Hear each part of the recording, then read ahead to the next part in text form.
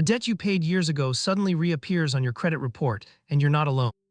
The machinery of consumer debt doesn't disappear when you stop paying. It fragments, it changes hands, it waits. Somewhere in a filing system or a digital ledger, your unpaid account from 2015 is still marked as yours.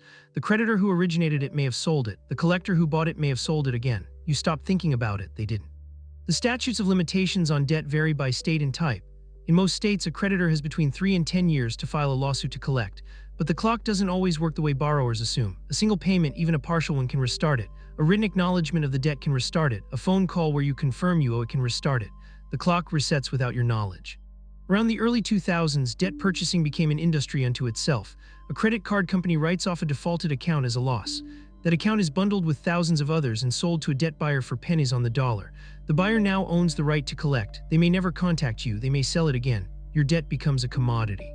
The Fair Debt Collection Practices Act was passed in 1977. It set rules. Collectors cannot harass, cannot contact you before 8 a.m. or after 9 p.m., cannot call your employer, cannot misrepresent the debt. But enforcement depends on people knowing the law exists and having the resources to challenge violations. Most don't. What happens next is where the phantom begins. A debt buyer acquires your account. They run it through their collection system. A letter arrives. You ignore it or never receive it. Months pass. The collector files suit in small claims or civil court. You don't show up. A judgment is entered against you. You still don't know it happened. The judgment is now a lien on your property or a garnishment on your wages. The original creditor is gone. The debt buyer may be gone, but the paper, the legal record, persists. It appears on credit reports. It affects your ability to rent, to get hired, to borrow. You're being punished for a transaction you thought was settled. Debt validation is a legal right. Under the Fair Debt Collection Practices Act, you can demand that a collector prove the debt is yours. They must provide the original contract, the account history, proof of sale. Many collectors cannot or will not. Yet the demand has to be made in writing within 30 days of first contact. Miss that window and the right is forfeited. The debt buyer's playbook is efficient. They purchase millions of accounts for a fraction of face value. They don't need a high collection rate. A 5% recovery on a debt bought for 2 cents on the dollar is profitable. The system is built to assume most debtors won't respond, won't contest, won't hire counsel. Documentation problems are common. A debt buyer inherits a file that may be incomplete. Account numbers don't match. The original creditor's name is spelled wrong. The amount owed differs between records. These errors matter. They're grounds for challenge, but you have to know to look for them.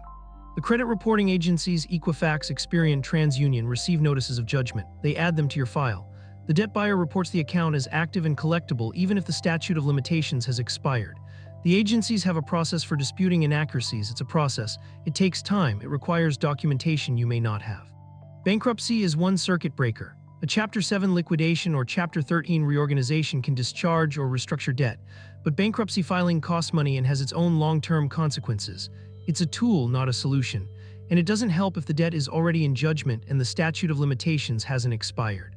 Some states have stronger consumer protections than others. Some limit what a debt collector can garnish from wages. Some require higher standards of proof. Some have shorter statutes of limitations. A debt that's uncollectible in one state becomes actionable the moment you move to another. Geography matters. The phantom debt collector succeeds because the system is asymmetric. The creditor has records, lawyers, court access. You have memory and uncertainty. The collector bets you'll pay rather than fight. The bet often wins. Millions of dollars are collected on debts that are either uncollectible, unproven, or already settled. The debt collection industry generates roughly $40 billion annually in the United States. A significant portion comes from accounts that have already changed hands multiple times, accounts with expired statutes of limitations, and accounts with documentation gaps. The system is profitable precisely because enforcement is difficult and most people don't know the rules. If a collector contacts you about an old debt, the first action is to request validation. Send a written letter, certified mail within 30 days. Ask for the original contract, the account history, proof they own the debt. Don't acknowledge owing anything. Don't make a payment. Don't discuss the debt over the phone. Everything is a record. Check your credit report. You're entitled to one free report annually from each agency. Look for accounts you don't recognize, accounts with wrong amounts, accounts that should be expired. Dispute inaccuracies in writing. The agencies have 30 days to investigate and respond. A clean report is worth the effort. The statute of limitations exists for a reason. Debts age out, evidence degrades. The older the debt, the harder it is to prove. A collector working a 15-year-old account faces an uphill battle in most states. Knowing when the clock started and when it expires is the difference between a legitimate claim and a phantom one. The phantom debt collector exists because the system permits it. Laws exist, protections exist, but they work only if you know them, remember them, and enforce them. The creditor counts on you not doing any of those things. That's the mystery, not that old debts resurface, that so few people understand why they can. This video is for educational and informational purposes only and is not financial advice. Always do your own research. Subscribe for a new account of how hidden systems reshape your finances every week. This video is for educational and informational purposes only and is not financial advice. Always do your own research.